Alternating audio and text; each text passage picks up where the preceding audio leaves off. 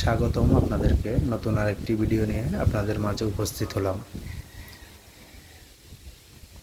আমি যেখানে দাঁড়িয়ে আছি ওটা হচ্ছে বাংলাদেশ, আর অপর প্রান্তে যেটা দেখা যাচ্ছে ওটা হচ্ছে আমাদের পার্শ্ববর্তী দেশ ইন্ডিয়া। এখানে কোনো কাঁটাতার নেই, নেই কোনো উঁচু প্রাচীর। বাংলাদেশের শেষ প্রান্তে এসে চোখের সামনে শুধু একটা নদী, ওপারে ভারত। অথচ এই ছোট্ট নদীটাই দুই দেশের মাঝখানে এক অদৃশ্য সীমারেখা হয়ে দাঁড়িয়ে আছে। দুই পারে মানুষ, একই ভাষা, একই জীবন, তবু একবার বাংলাদেশ আর একবার ভারত।